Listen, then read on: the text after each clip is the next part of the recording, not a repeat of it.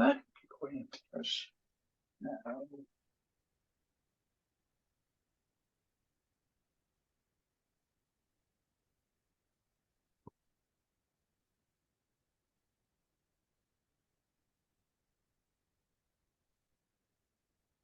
Did you start the recording? Oh, Yep. okay.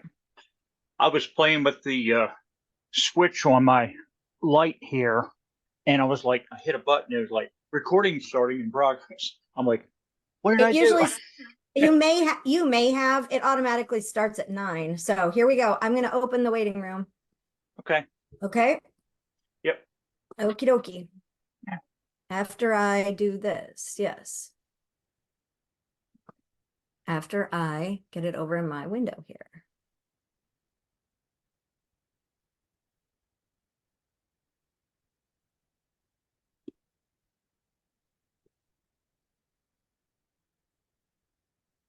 Good morning. It is wonderful to have you all here.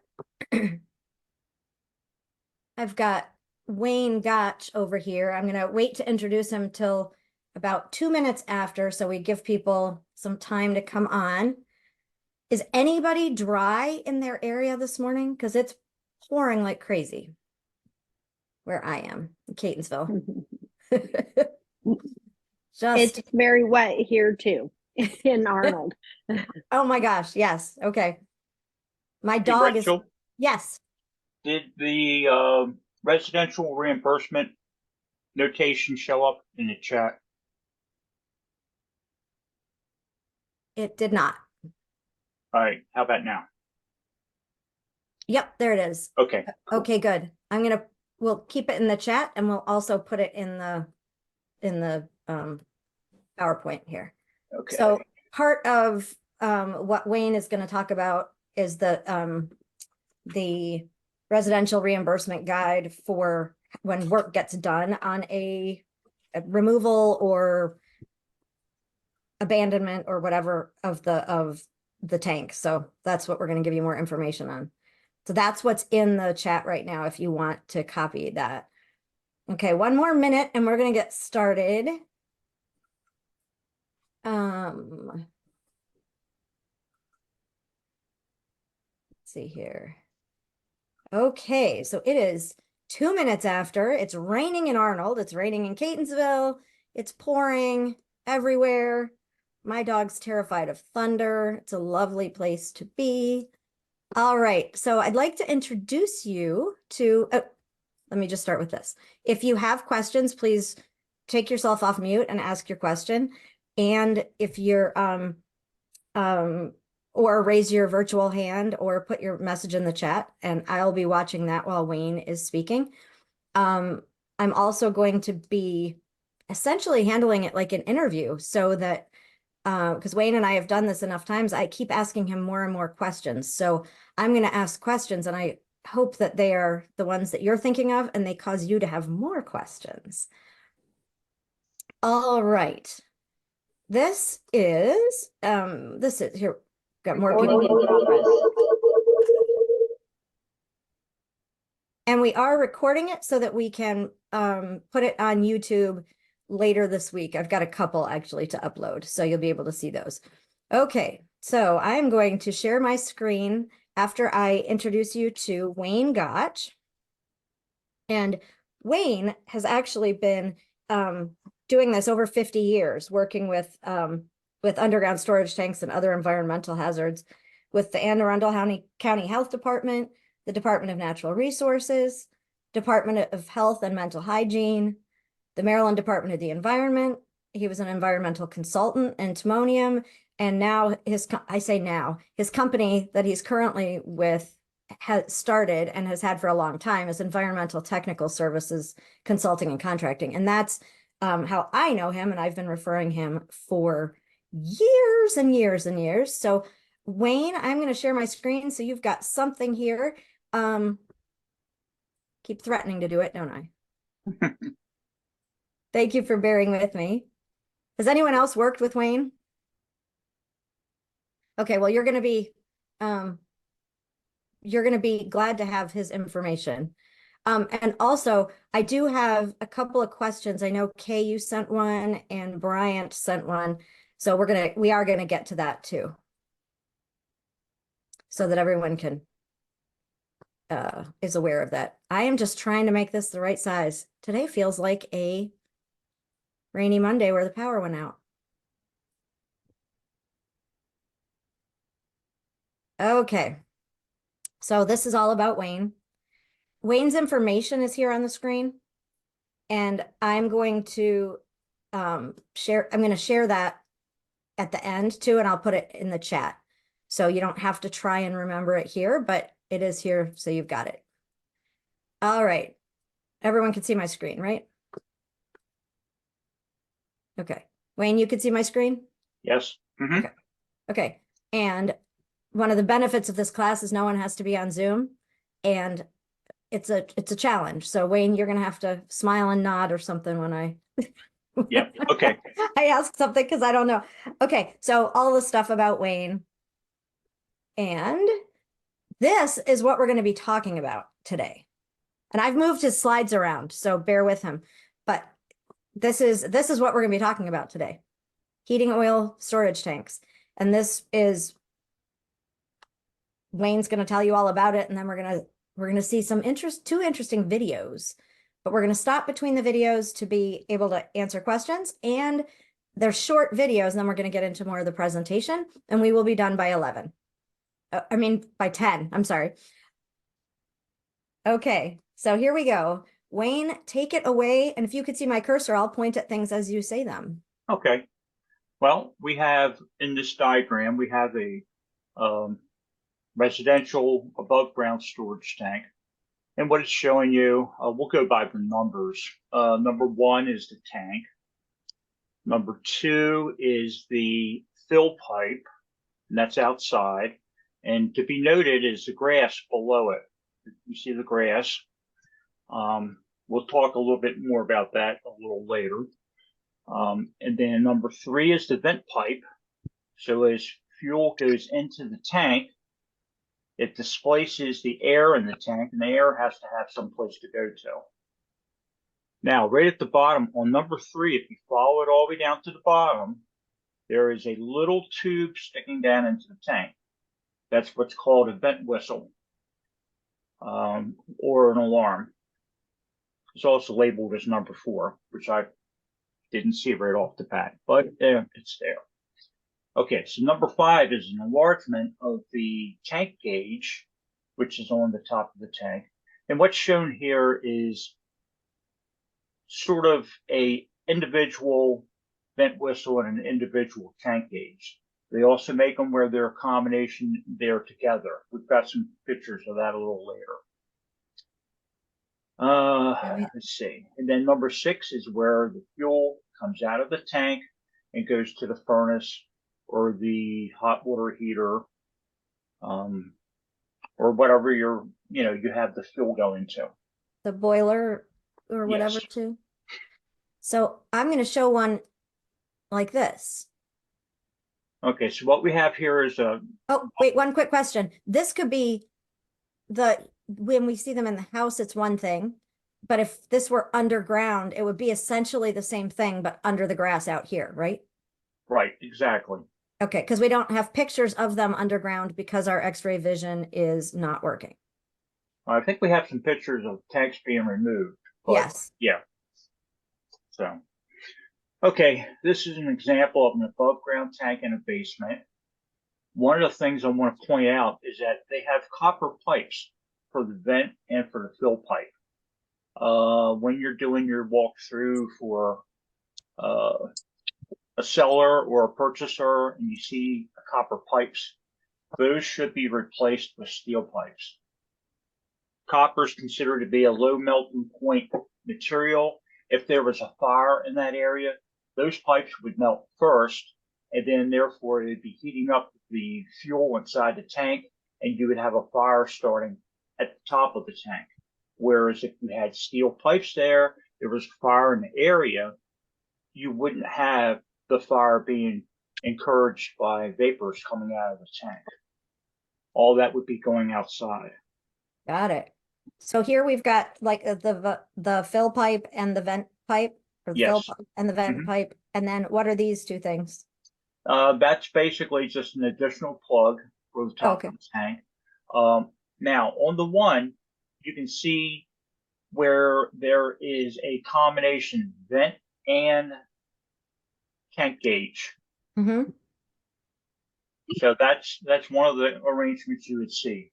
You can either Okay. see them built in one or two separate items. So it could be like it is there, or it could be like this as two separate Yes, items. Okay. exactly. Okay. Let's go to this one.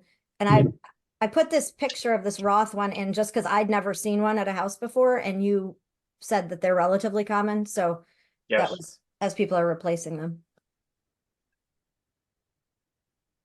So this is another one, and these are two plugs on top. Yeah, they're just plugs. And again, you've got a combination vent and fill gauge on the Okay. tank.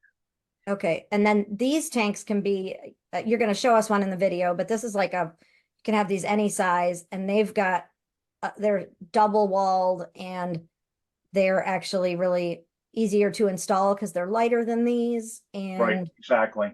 and they are more weather resistant, it sounds like, too. Yes. Okay.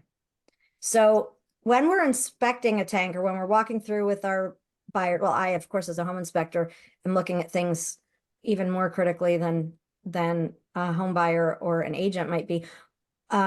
These are the things that we should be looking at, right? So go for it. Yes. All right, so legs on the steel tank, the legs can get cocked on the bottom. They're nothing more than just pieces of pipe that are screwed into flanges.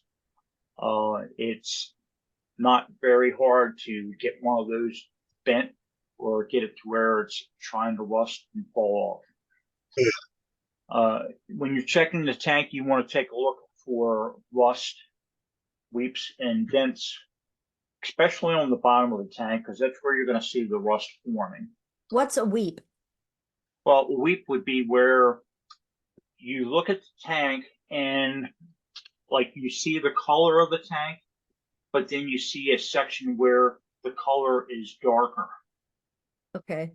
So nothing on that one. No, All no, the ones we have pictures of are in relatively good shape. right. Okay. So if you see a dark, an area of the tank where the color is actually darker on it, that could be oil that's weeping out of the tank, causing that to be discolored in a darker shade. Wow. Okay. So we're looking for that. And I know I've seen that on lots of tanks, and they almost collect dust on them too, so they become a little more obvious Yes, too. exactly. Mm-hmm. Okay.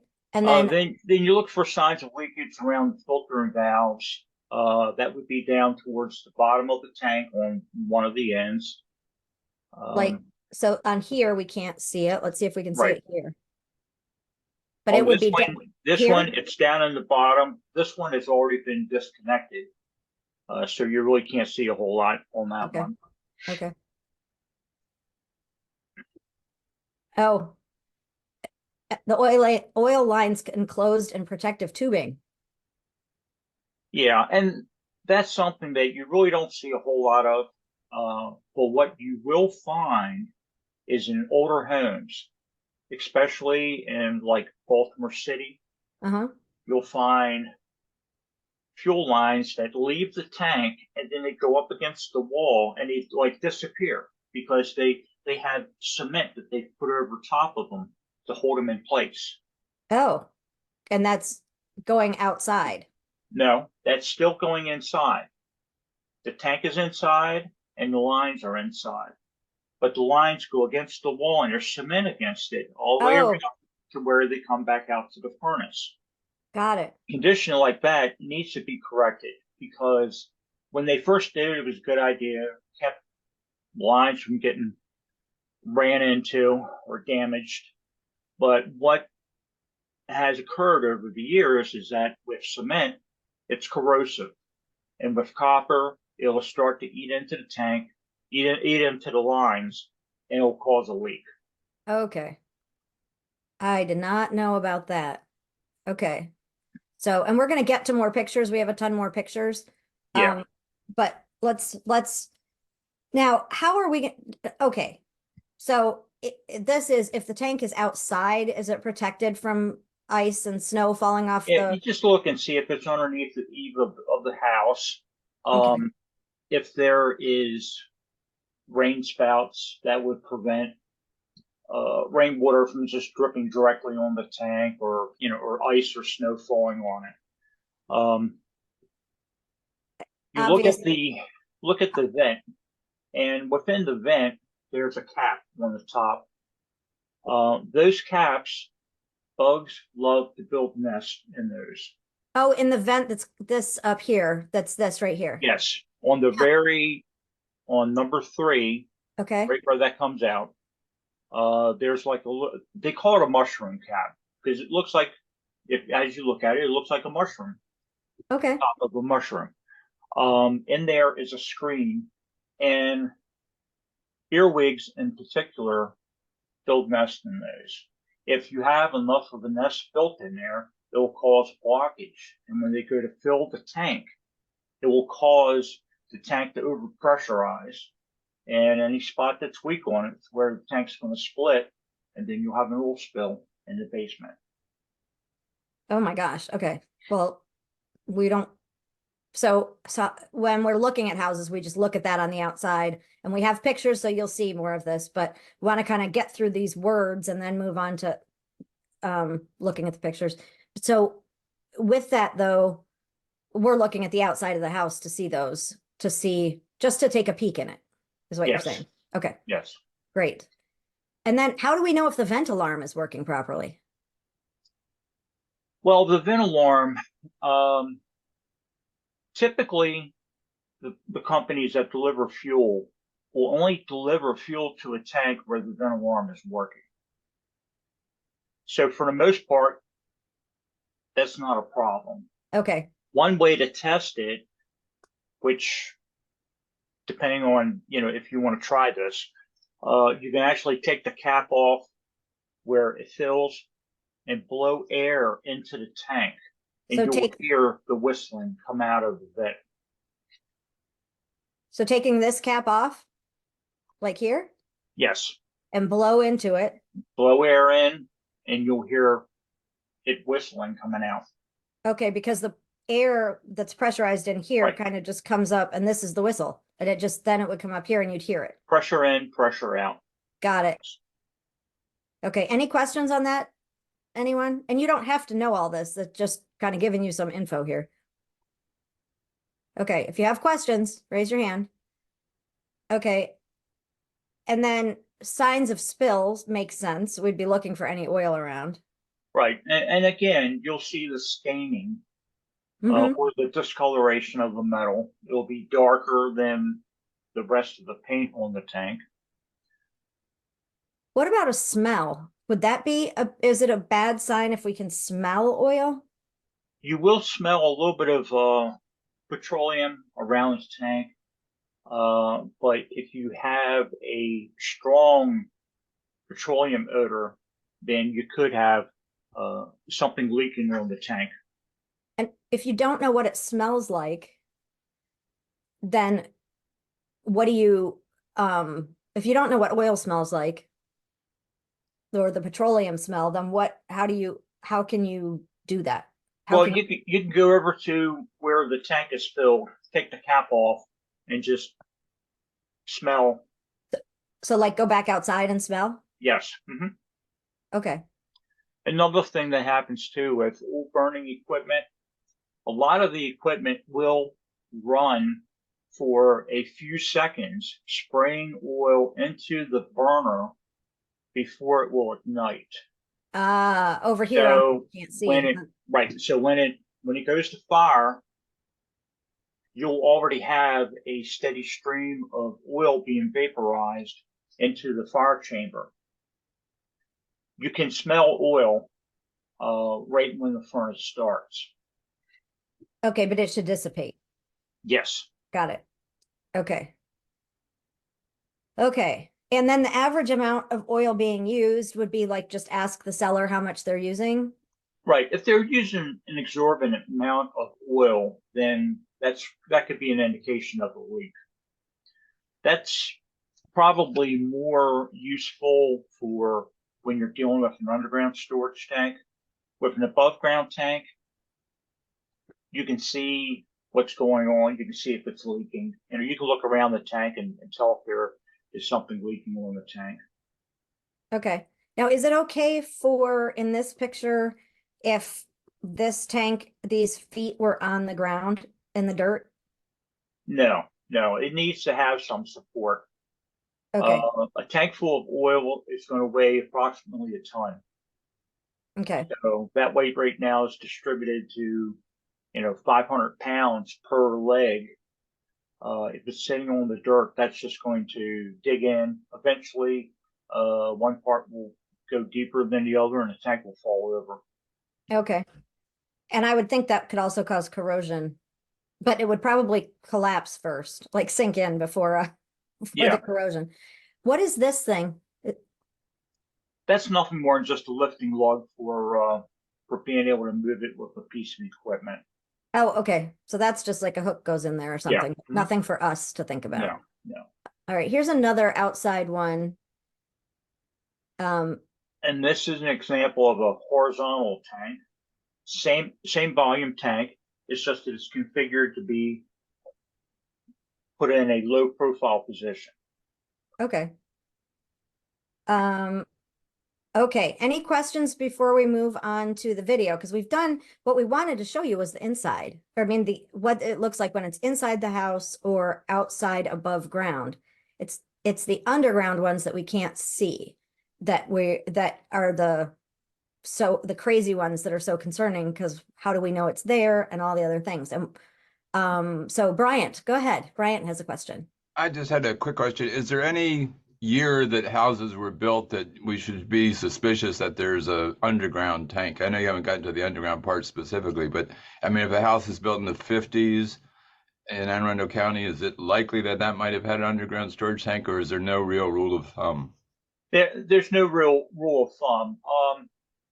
I can tell you that when it comes to specific neighborhoods, like in Howard County, houses that were built in the 70s, or I will say mid 60s to late 70s, typically had underground storage tanks on the property. Unless you see an above ground tank and it looks like that tank has been there since the beginning, it most likely was an underground storage tank that was there.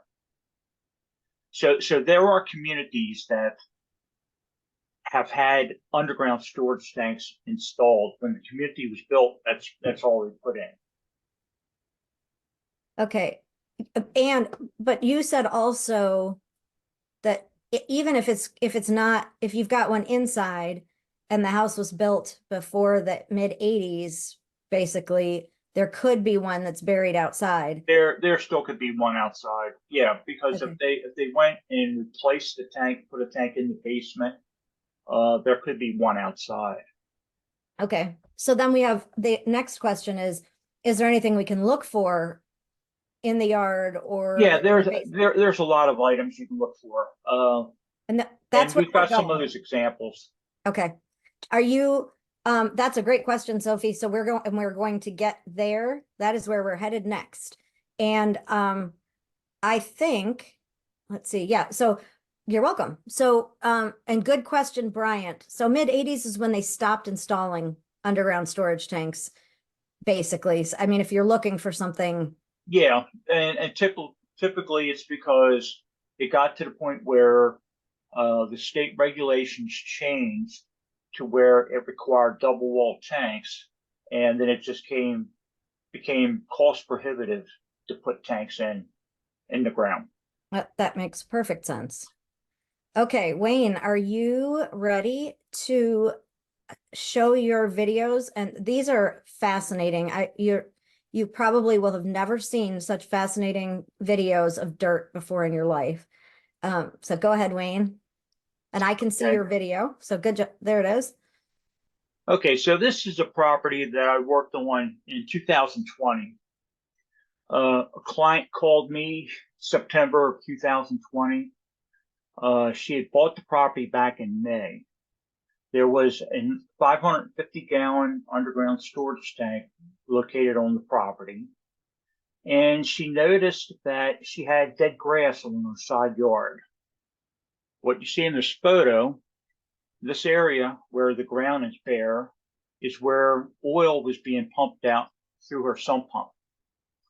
And it killed the grass, and that was her first indication that there was a problem. So we went out there. There was a emergency response performed by her oil company, and they had put a temporary tank out there and pumped out what they could. So what you're looking at here, this white container is actually an oil water separator. We have that hooked up to the discharge line off of the sump pump so that water will go into here. It will be allowed to settle and the oil will separate from the water. The water will flow out, the oil will stay back. So right here, you're looking at, that's the vent pipe, right? That's covered with aluminum foil. And the fill pipe has been removed. They put 250 gallons of the contents of the tank into that container. The tank had 400 gallons of oil in it, so they lost a significant amount that wasn't recovered. This is a monitoring pipe that they have going down to the bottom. So once we removed the tank, we were able to have water coming in, and we were pulling water with oil floating on the surface of it out of the excavation. Those buckets have oil water mixture in it. The tank has about an 8-inch split in the bottom where it was leaking from. And this is the pile of contaminated dirt that came out. We have to put it on plastic so it doesn't contaminate more of the yard. And then we dug out the area where the oil had contaminated the yard being pumped out from the sump pump. In the rear here, you can see up in the corner, there is a silver tank. That's a Roth tank. It's a double wall tank that we installed, 400-gallon size.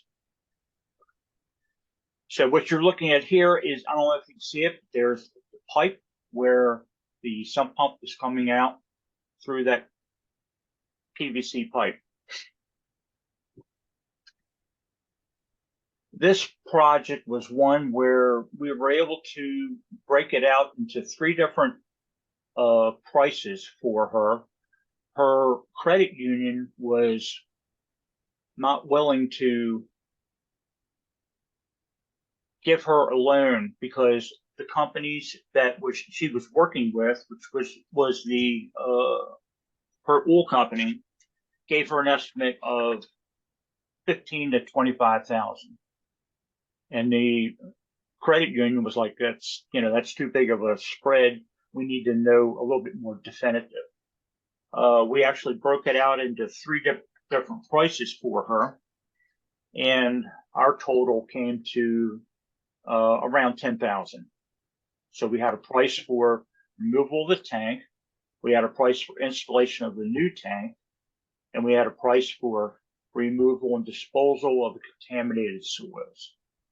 So excuse me one second. So not only did you actually do the work, but you also created like invoices or draws on it basically so that the credit union would loan her the money to actually get it done? Yes. Okay. Yes. Wow. So, once we had that set up, and, the first step was to get her new tank installed. Then that way we could get the oil transferred out of the other container. She could get her heat turned back on. We were in September, so it really wasn't heating season yet, but it was approaching. So she needed to have that taken care of. Wow. Okay. So any questions on that? Go ahead, Bryant. One of the things that you mentioned before was that there was a woman who had an underground tank and then she had a inside tank put in. Was there a requirement after 1985 if you didn't have double-walled underground tanks, you had to get rid of them or something, or were they grandfathered in? If you had them, they were fine, and you only had to replace them if they Yeah, failed. so the requirement for double wall tanks basically is from a certain date. I believe it's somewhere around 1986. The regulations changed where it then required any new tanks installed had to be double wall. Anything prior to that is grandfathered in. It's it's allowed to be used until it leaks. Okay, yeah, As soon as it leaks, it has to be removed. and then not used again. Yeah. Correct. All right, okay. Or it could be repaired depending on what type of tank it is. So, I mean, if it could be repaired, or if it fails a test, then that would be another situation. If it fails a test, then the state's going to come back and say, fine, you know, and any test that's performed on a tank that fails has to be reported to the state within 2 hours. So once it's reported, then the state will come back and say, okay, fine, your tank failed a test. Now you have to remove it, or it has to be properly abandoned, or if you can demonstrate that it can be adequately repaired, then we'll consider that. So there are some options. What's the test? The test would be you could have a tightness test done where they hook up to the tank, they apply a little bit of pressure, they measure that over a period of time. If the pressure that they've developed inside the tank hasn't changed, then they know that the tank is holding and it won't be leaking. Okay. There's probably about a 10 or 12 different test methods that could be used. And there are different manufacturers that have come up with ways of testing tanks. They're all basically the same, where it's either a pressure or a vacuum that's placed on the tank to see if there's any change in the and what it's holding. So when would you do that? Like if I were working with a seller, if someone's working with a seller, Well, and they, if someone's buying the property that has an underground storage tank, and the seller says the tank's fine, and the buyer is saying, well, I want it replaced.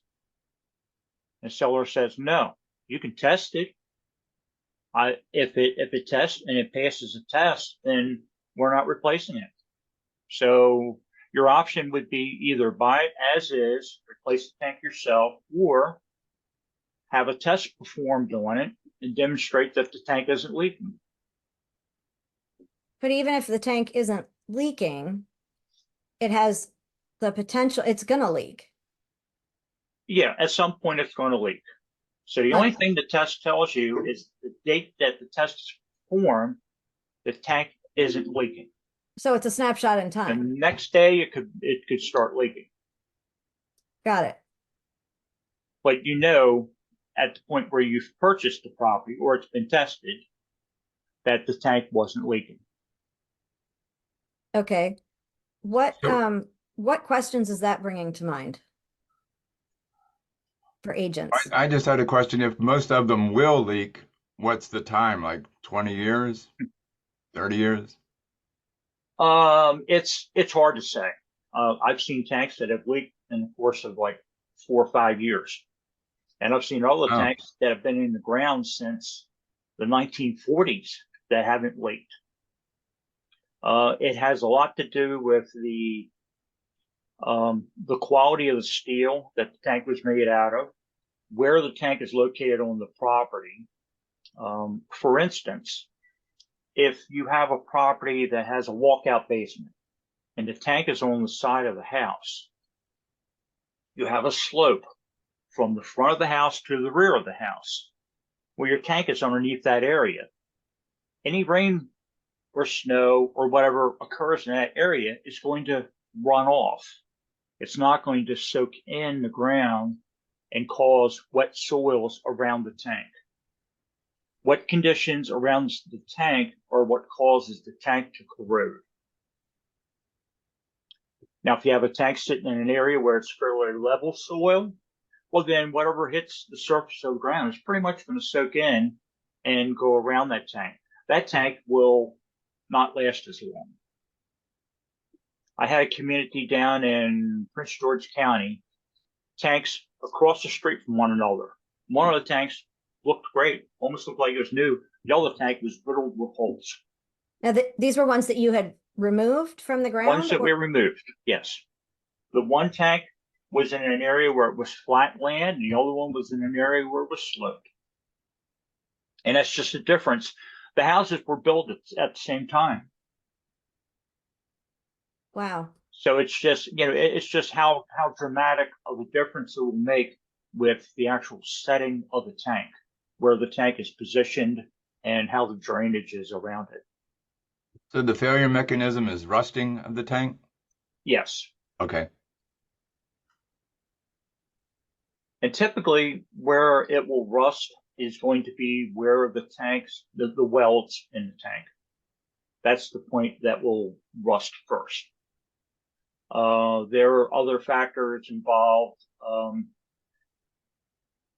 Keeping the fuel in the tank clean, where you don't have an accumulation of water. If you have a situation where condensation can form in the tank, then that condensation basically forms on the walls of the tank in the airspace section of it because of humidity. And then that condensation will roll around the inside of the tank down to the bottom, sit in the bottom, and or just sits there and starts to rust away. Well, how do you stop it from having condensation? Well, by keeping the tank full. The more fuel you keep in the tank, the less airspace you have for the condensation to form in.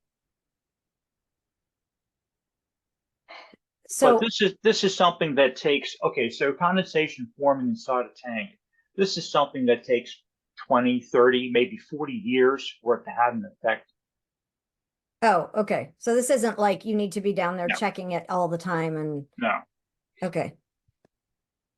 So I think the big thing is that what we're thinking of is what happens when we see stuff at inspection or at properties. People are viewing a property with their buyers, or they're getting ready to list a property. What do they need to be aware of? So those are some things that I think if the seller, the seller might not know there's an underground storage tank. So and that could be then considered just a latent defect that nobody knew about. Right. But there are clues. So yes.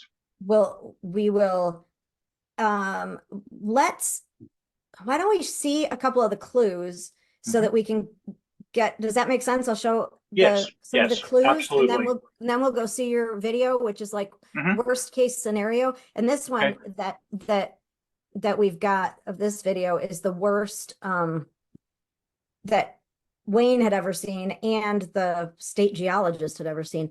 I'm going to just read Kay's question before we move through. I just sold a 1950 home that has a new tank outside. It's about a year old. So maybe it never had an underground storage tank. It's in Frederick County in a farm area. What would be a reasonable amount to request as a credit for the eventuality of like it's going to need to be removed at some point or abandoned properly? What kind of credit do we ask for? Typically, tank removals run about $2,000 to $3,000. If there's contamination associated with it, that could be another $5,000. Meaning for like removal of the dirt? Right. Removal of the dirt and restoring it back to a clean condition. That blew my mind how much dirt you took out in that last video. And then it all had to be taken to be processed, right? You said it's like $50 a ton? It's $50 a ton for disposal. Yes. Wow. So back to the property in Frederick. Now, if you have like a farm property, that has a tank, a new tank, most likely their tank never was underground. The placement of an underground storage tank was done by contractors in developed neighborhoods. And the reason for that is because they wanted to make it look more appealing from the outside. When you have a farm property, they wouldn't go to the expense of putting in an underground storage tank. They just go up with an above ground tank. That makes sense. So it's more likely that they never had an underground storage tank. Now, when you get to outbuildings or where they had farm equipment, you could have a buried gasoline tank or diesel tank, because that would be typical for a rural property. Also, you could have a gasoline tank on a residential property, where they just, they wanted the convenience of having gasoline there instead of having to run to the gas station. Holy smokes, you've opened like a whole other can of worms there. I know. Yeah. But those would be things that we would also be looking for similar types of clues about. Yes. Yes. Okay. Well, let's get into seeing some of those clues then. Okay. Here we go. And I know these are all just funky and out of order, Wayne, but Yeah. here we go. All right. So what we're looking at here is we've got lines that go into the floor. And that's a big clue, right? If they go into the floor? Yes. Okay. And Bryant has a question. Well, either into the floor or through a wall. Okay. And what you have here are two shut-off valves. Right here and And here. you have flare fittings. Those flare fittings are used on fuel systems. So what you've got here is a supply and return line. Okay. Now, if you don't have a tank somewhere else in the basement where it could be feeding through and then coming back up to this point, then most likely this goes underneath the floor and then out to an underground storage tank. Okay. Or it could go out to an above ground tank outside. Or on the other side could be a carport or something. It might be outside right there. Exactly. It could be under a crawl space on the other side of this wall. Okay. It could be a buried tank that's underneath an addition. Okay. That actually is the next one that the next picture. This was a house that an inspection I did, and I remember telling you I thought there was an underground storage tank, and we could see the concrete in the wall here that was keeping it up here, right? Mm-hmm. Right. There was a concern. And then and these were the abandoned lines. Yeah, the abandoned fuel lines. Yep. But then when I said, here's the picture of it going into the ground, you were like, that's the ticket. You seeing it in the ground, and there's nothing on the other side of this. It's just dirt on the other side of this basement wall. And where these actually went was under the tank. It was buried in the backyard under their beautiful poured concrete patio, which they had to deal with. But I remember sending you these pictures. So tell them what you told me. Okay. So right now you're looking at, this is the blue section here is the actual furnace. Those lines were originally attached to the furnace that was there. I don't know if this is a gas furnace now or if it's still the original one, and those lines are just disconnected. The lines coming from that furnace, since that's the termination point, going through the floor is a dead giveaway that the lines go out to a tank. So it's very obvious that there's a tank outside of this wall somewhere, and most likely buried. Okay. And that's what we saw in this other picture. And when the floor is concrete, that's we know that it deteriorates because it's acidic. Right. Exactly. So that's another reason they don't put them under the ground, through the floor anymore, right? exactly. You will still see lines go through the wall. It's where you run it along the edge of the wall on a great distance and you have it cemented in, it will cause corrosion. But that corrosion takes place over the course of about 30, 40 years. Okay. So where you will find that is in homes that are like in Glen Burnie, homes that were built in the 1950s or late 1940s, where the tank was in the basement and he put the lines against the wall, cemented it in just to keep the lines out of the way. Those are the places that you'll find that condition. Okay. Thank you.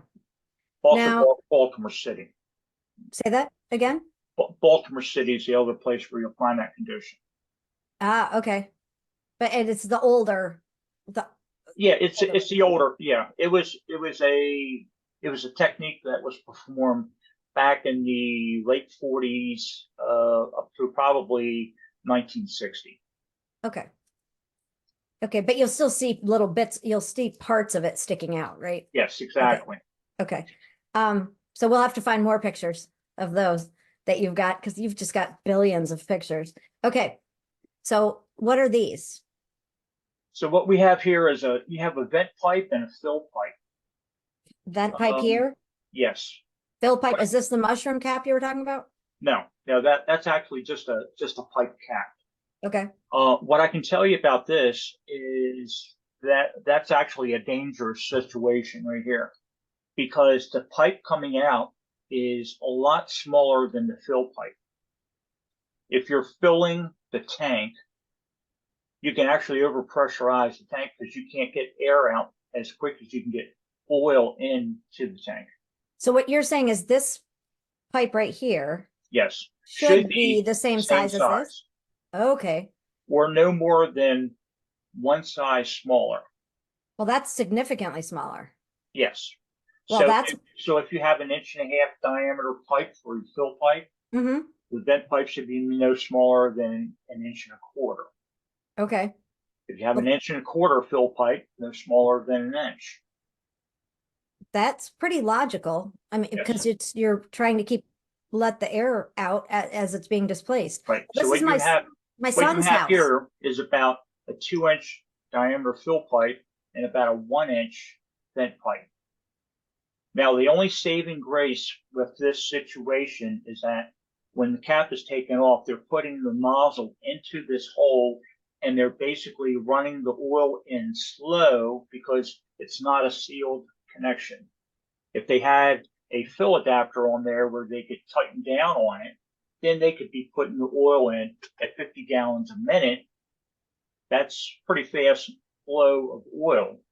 But Okay. with this, they can't because the oil will be coming back out at them. Okay.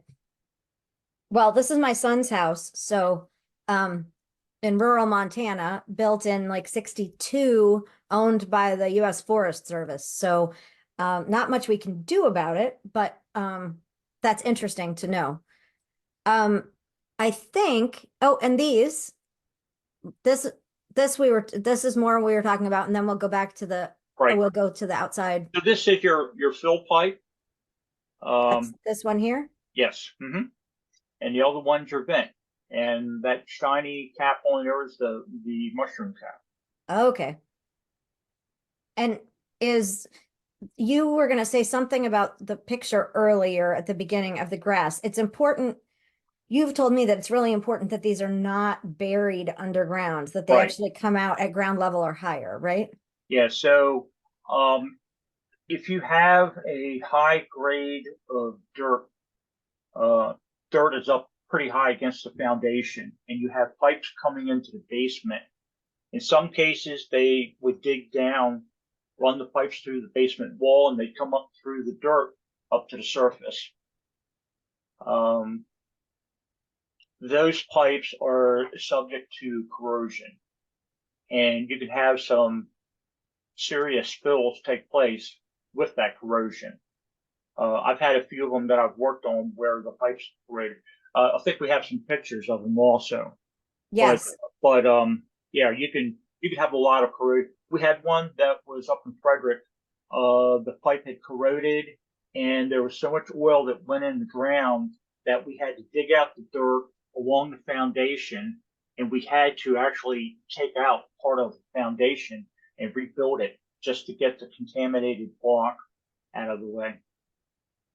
You're making me think of that video that we're going to show. Let's show these pictures so that we can get to that video. This was Okay. just another one with the gauge and the alarm whistle in it. Right, and it's got steel pipe. Uh-huh. And they're big. Yes. So that's 1.5 inches, and the other one I think is 1.25 inches. Now, is it okay that it's angled down here? That's actually an optical illusion. It's because of the angle. Okay. They're actually, yeah, it's the way I took the picture that Okay. made it look that way. Yeah. Okay. Now, I always have them to where there's a slope to them. Okay. Because you don't want anything backing up inside the vent pipe, because that could cause overpressurization. You don't want anything backing up in the fill pipe, because then that puts pressure on the joints to start the leak. Okay. So this is an inside one, and the last picture we saw was we could see it from the outside where they were filling it. What is this? Okay, so this is a fill pipe for an underground storage tank sitting out in the yard. So if you're looking around, excuse me, Wayne. Bryant, do you have a question? Yeah, back when Wayne was saying that the choice was made by the people when they built subdivisions to put the underground storage tanks in just for aesthetics reasons. So should we as realtors assume that if we know a house in a subdivision had an underground storage tank, most likely most of the other houses, if not all, in that subdivision would have underground storage tanks for the same reason? Yes. But Okay. I'm going to throw a wrench into your line of thought. There is a street in Columbia. Don't remember the name of it right off the bat, but the entire street has gas, natural gas for heating. There's one house on that street that has an oil tank. Huh. And it's only because when the houses were being built, the purchaser said, I want oil heat. So they put in a tank in their backyard, and it's not even a tank up against the foundation or close to the house where you would say, oh, that's where you need to look for it. It is out. It is actually out off the end of their deck out in the yard. So even though a neighborhood doesn't have underground storage tanks, there can be an underground storage tank. You have to look for connections, pipes coming through walls, pipes in yards. So there's a lot of due diligence that you have to do in order to come to the right decision. Okay, thanks. Like at this house. Yeah, so right here, you can't see anything. I mean, I looked around this property for probably 45 minutes looking for a tank. There's the pipe right there. This So is where go back to the one before. Yeah. Mhm. So you can see that rock right here. Mhm. I go back to the one with the pipe. And there's the pipe. That's the actual fill pipe. And this is the cap right here? Yeah, and that's the cap right there. Wow. So you're not going to always see it very easily. But it's a matter of you just have to look. You really have to look. And here's one. You can see the pipe. There's the vent pipe, and there's the fill pipe. Isn't that amazing that you could see those? Like Sophie was asking, like, what are some of the clues? Yeah. Those are the clues outside. The hardest thing you'll find is that there's landscaping and there's bushes, shrubs, you name it, growing around the house, and you dig through the stuff and it's like, there's the pipe. And a lot of these are ones that are still being used. And it's like, how can the delivery people find this stuff? I mean, I'm looking through it and like, oh, I finally found it, It takes the delivery people 15 minutes to find the pipe in order just to make a fuel delivery. Man, okay. Here's something. What is So this, happening here? yeah, Lucy, this is the last photo. Did you put the other ones in? Oh yeah. The one, This- one in the hole? Yeah. Yep, I've got that one. So we had a tank right here. Here's the hole. I'm standing in the hole. We're Wait, digging and this is down. their current oil tank, That's right? their current tank. Yes. Okay. I'm standing in the hole on top of the tank. Go to the next photo. This one? No, the one where I cut the tank, top of the tank open. Oh, I thought that was for this other, for the other one. You have Okay, that? Oh, there it is. Okay. that's this So one. here's the hole that's cut in the top of the tank. So we had to dig underneath the slab to get to the tank. And you can see with the curvature of the tank is actually going long ways underneath the slab. So there was no way we could remove the tank without taking out the slab. So we opted to do an abandonment. So we cut the hole in the tank, get it cleaned out. And then this other one is what it looks like inside the tank. This is actually a 2,000-gallon tank down in Arnold. Oh, so is this the same one? Yeah, it's not the same tank. But No. it's the same thing, like you going in to Yes. clean it out to Yes. abandon it. This is actually one where you can stand up inside of it because the tank was 64 inches diameter. So you could actually stand up. The one in this one here, that's only 48 inches in diameter. So you get in, you're crouched down, you're cleaning the entire inside of it, taking out all of the oil residue, and then you cut a hole in the bottom of the tank and drill down below it to take your soil sample. So the reason why you have to get the tank really clean is because when you go to cut that hole in the bottom of the tank, you're going to get oil residues running into the hole that you're going to be sampling out of. So you want to make sure that's all clean and then go through and do the rest of it. Okay. So now I'm gonna move kind of quickly because I do want to have everyone to see a chance to see the video. Okay. But this is a tank. Look how huge that is. You see the mailbox over here? Like, to give some perspective, it's just huge. But this was in here. Yes. And you pulled that out and you had to cut part of the driveway.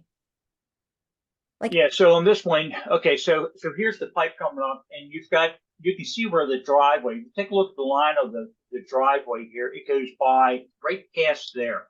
We had to cut out part of the driveway to go. So, okay, and I think these photos are in sequence. So if you go, no, these are not in order at all. I moved. Oh, they're them not? around. Okay.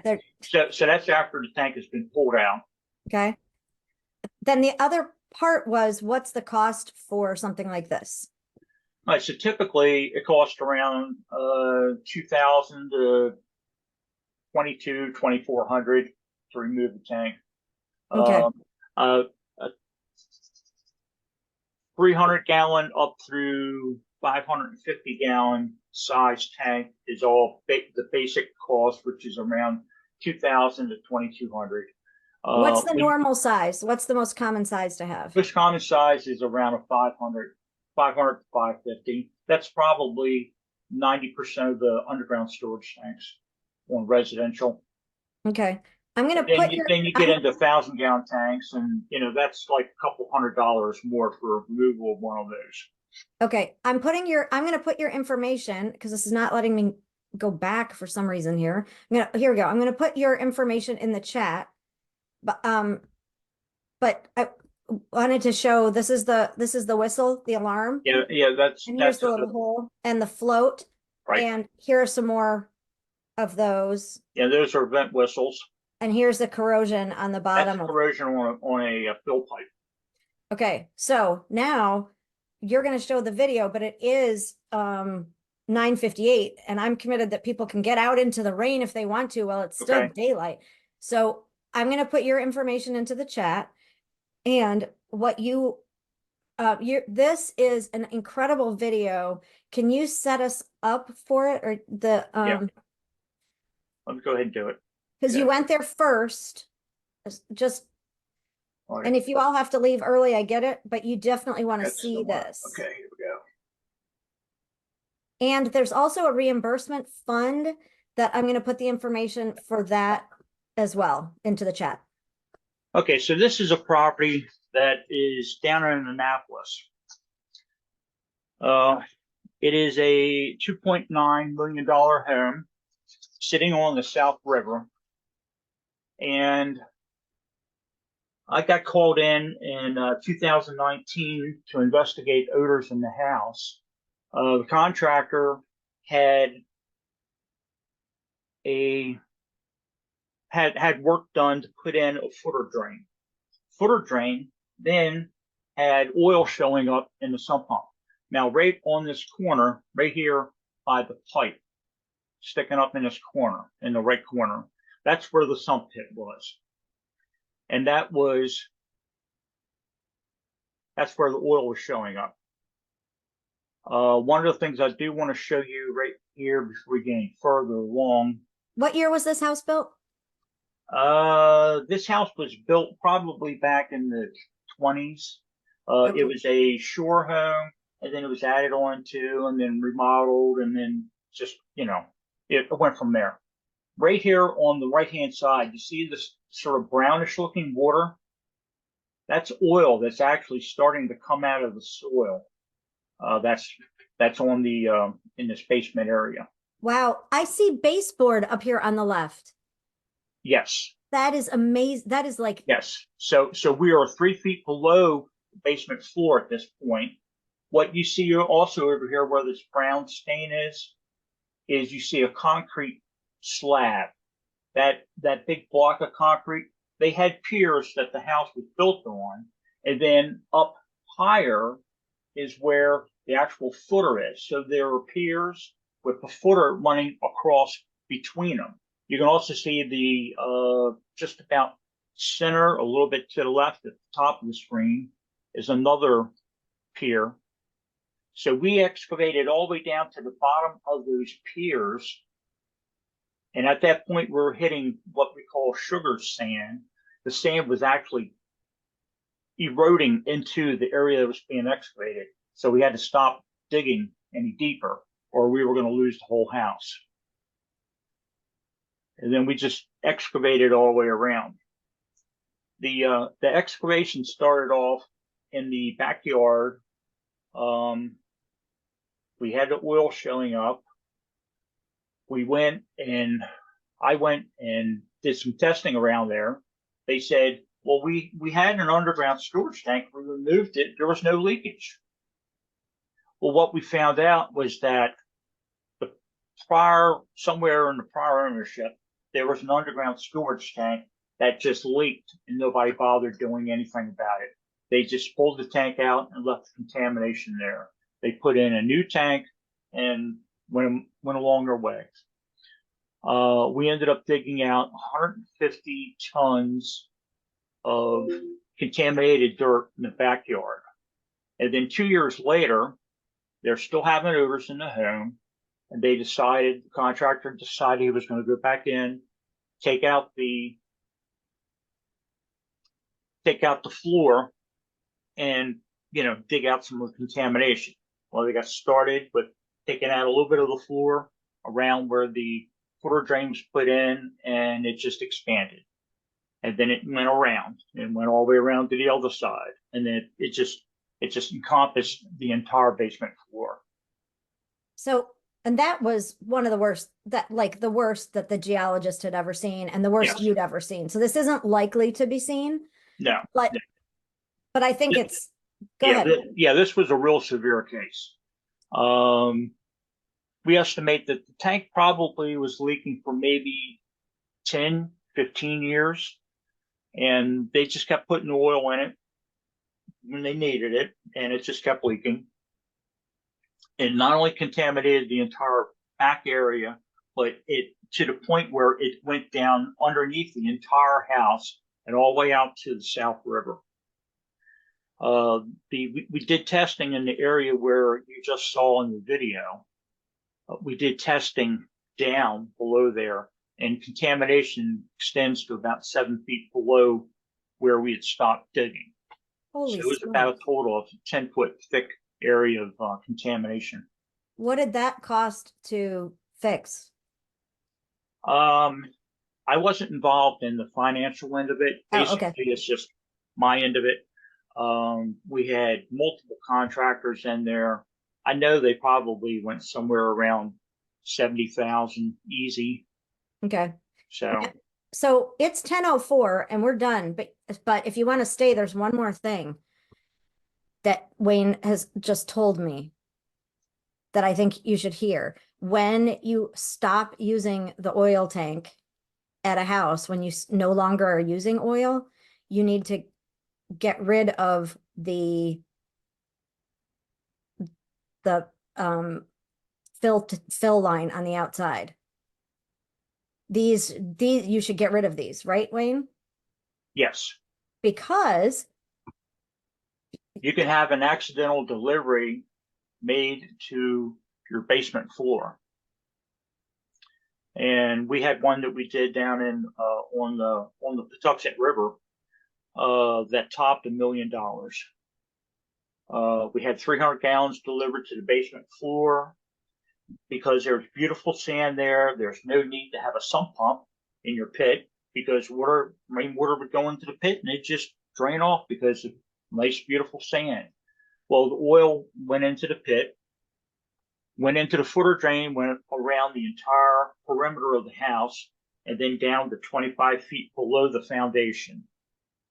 So we ended up moving the house off the foundation. We ended up treating the soil with a bacterial solution, and we did some excavation. Then they restored everything, put in a new foundation, moved the house back. wow. So, and that was over $1 million. And the Yes. insurance company for for whoever was delivering the oil had to pay for that. How do you remove these? I mean, is it as simple as just sawing them off and covering them? In some cases, that's all you can do. In other case, in most of the cases, you can unscrew all those Like here fittings and and get them out. Now, okay. whoever removes the tank should be taking those pipes out also. Okay. That's a requirement of the state. Ah, okay. So now it's if someone takes the tank out, Right. and these should go too, so that because they're trying to reduce the potential for that happening again. Yes, exactly. Got it. Okay. Let me tell you all, Wayne and I were on for 3 hours last night talking oil stories and going through tons of pictures. So this could go on for hours. We're not going to do that. But do you have any questions? Kay says this is so much good information. And I want to thank you, Kay and Bryant, for sending us your questions. We addressed both of those, right?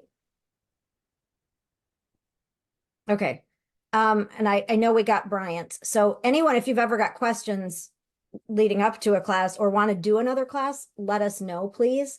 Is there anything else that people should know as agents, Wayne, going in to look at properties, previewing properties, listing properties that they should know? Can you give them two or three things to just be thinking about?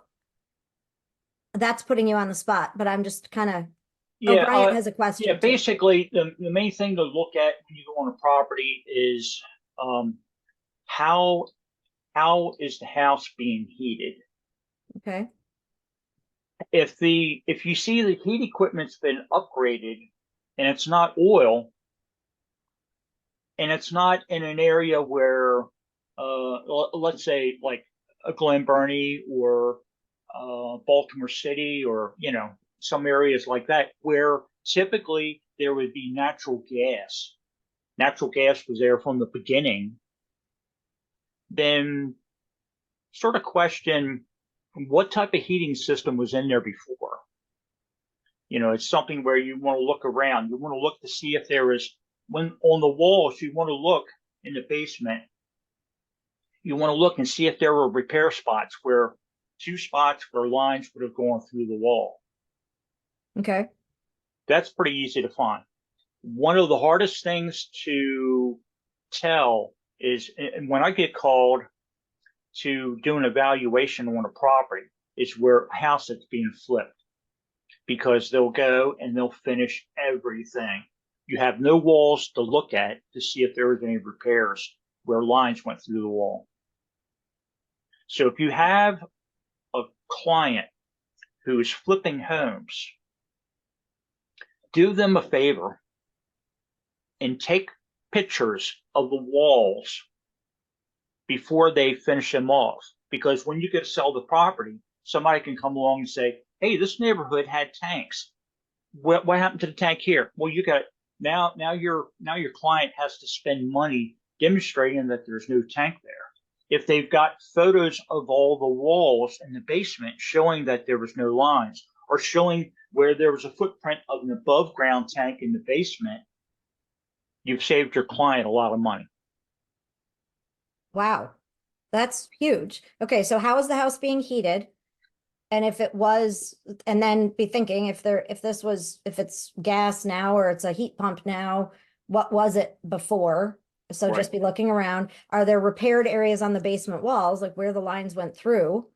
And then if you're in a house that the basement's going to get finished, do a video of the floor where there may be a footprint of an above ground tank that had been in the basement, and that also shows the walls. Yes. Okay, and then thank you. And then Bryant has a question. Yeah, I was along those same lines. If we're showing a client a house that says is 30 years old, should we insist that they do a pressure test on an underground storage tank, just so they know? Okay. State of Maryland has on their website, they have that the life expectancy of an underground storage tank is 20 to 25 years. So you're living on borrowed time. Yeah, right. You're already, yeah, exactly. So the best advice we could give them is to do that test? Well, yeah, you could get them to do the test. The reality of it is that most tanks last beyond 20 to 25 years. But you're playing with odds at that point, because now you're starting to get into the realm of, well, maybe 2% of the tanks leak beyond 25 years, maybe 5%, the next year, and 7% the year after that. So it's a ticking time bomb. Yeah, exactly. Yeah, it's, if what you're going to find typically is homes that have underground storage tanks, those tanks have been in the ground 30 to 40 years. And it's, I mean, a 20-year timeline is already gone as far as when they were required to be double-walled tanks. So, that's that's long gone. Mm. Wow. Okay, any other questions anyone has about going into a property, what they need to be looking at? I know Eric works a lot with investors and does some investing himself. Any questions from you, Eric? Not to put you on the spot. Anybody else? I just want to tell everybody, Yes. my number is up there.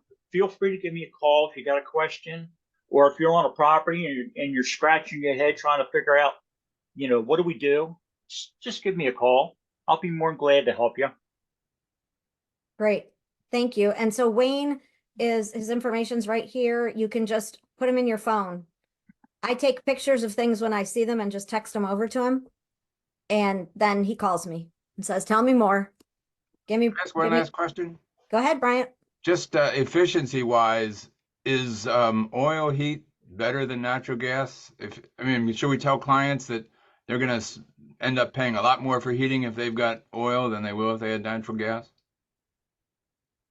There's two school of thoughts with that. If somebody already has oil heat and they want to upgrade and put in a high efficiency heat pump, I don't tell them to get rid of their oil heat. Now, if they have an underground storage tank, I tell them, yeah, just go ahead and get rid of it.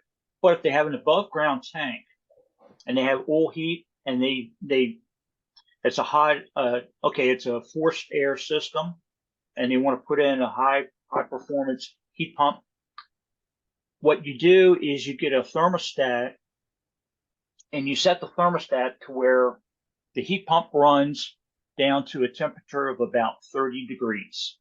And at 30 degrees, when the efficiency of the heat pump drops off, that's when the furnace kicks on. Oh, supplements. So yes, you get the best of both worlds. Now, I just saw a house listed with a high efficiency heat pump and oil backup. Yes. I just saw it on a property that we were inspecting. The listing agent had put it in the listing. You know, the systems are a little bit more complicated, but if they already have oil and they're looking to make more of a hybrid system, it works great. Wow, that's neat. Okay, Kay Yeah. has a question. So that 1950 house that the new tank is in, The one in it's Frederick? it also has a new furnace. The furnace is super high efficiency, and it has equivalent to on-demand hot water. So there's no separate Scooby-Doo thing. Sorry. So I puzzled about that. I'm like, also, wait, sorry. The new furnace will operate off oil or propane gas. This is the country, no Wow. piped gas, or Scooby-Doo oil, a biofuel. Okay. So I said, I have an ex-son-in-law who was there. This was for a house being sold to his daughter's boyfriend. So this is a family affair. He is an HVAC person. I mean, he's an airco guy. He's the manager in Frederick. So I said, what the heck? You know, why then put this new oil tank in? And because you're starting kind of new, and it will take propane gas. Why didn't they just do gas? Because oil can be such a contaminant. His comment was, and I won't get it right, but you get more, simplistic view, you get more heat out of oil than you do out of gas. Not Oil that is right, a but- warmer. Yeah, oil is a warmer heat. Yes. right. It Okay. sort of doesn't sound right, but yeah. You can the amount of BTUs that you get out of oil is higher. That's what that was his statement. Thank you. Right. Yeah. And so that's why they went that way. Whereas now his here's the other difference. daughter has an 1874 house. I sold both of these houses, and she has not underground oil. It's in the basement. And she has a separate, what we would call a hot water heater, but oil generated. And her oil expense is beyond astronomical. So that's why I puzzled on, you now have a choice and you went with oil. Right. Interesting. Okay. Yeah. There are some new manufacturers, or there's manufacturers that there's a German company that makes a high efficiency oil heat system, and it's very expensive, but it makes it a lot more cost effective to burn oil. You know, if you grew up with oil heat and you love it, you don't want to leave it. The only reason why people go away from oil is because there's so much fluctuation in price in the market. So if you don't mind the prices going up and down, you know, and you love oil heat, you know, you'll find a way to get a high efficiency unit, and it will work for you. Interesting. Thanks a bunch. Sure. Thank you for bringing that up, Cake. It's just amazing, isn't it? With some of the stuff. And so when you're doing, and it's neat that it was your ex-son-in-law was able to give you more information, like answer questions about it. But if you are at a listing, you're going to list a property and you don't know the stuff. I'm telling you, Wayne is like a walking encyclopedia, walking Google, but more up to date. because he's been doing it for so long, and his vast experience, just you send him a picture and he's like, okay, he just knows. It's incredible. He was also a home inspector, so he knows things kind of the way you're dealing with them from other perspectives than some other people might, you know. Right. But I I don't was know a real anyone estate who's got what agent you've at one got. point too. You were an agent before too? Yes. Geez Louise. Okay. Now Can I ask one more question? go for it, Bryant. It's just a follow-up to the other one. If I'm showing clients two homes and one has natural gas and the other has oil, can I tell them that they will pay less to heat their house throughout the year in a natural gas house or in the oil? Natural gas house should be less. Yeah. Okay. All right. Yeah. And more Okay. Now, predictable. at one point, okay, so I'm going to give you some additional information. Back in the 1950s, we bought a house in Catonsville that was built in 1950, and it had oil heat and it had natural gas. So we switched over. The reason why I had oil heat and natural gas is because back in 1950, oil was cheaper than gas. But because of all the drilling that's been done, all the development of wells, we have more natural gas in this country than we've ever had. And they're finding more every day. So the price of natural gas is a lot lower than what your oil is. Even though it would require more to get the same number of BTUs. Right, exactly. Okay. Exactly. And it's more predictable. The price of gas is more predictable, or Yeah, it's stable because it is generated here. I mean, it's generated in Pennsylvania. You know, so it's not that far away. There are gas wells in Western Maryland.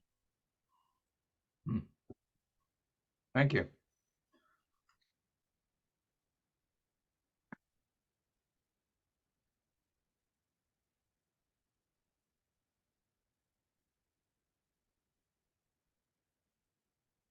sorry. Thank you, Wayne. Thank you so Okay. much, Wayne, for being here.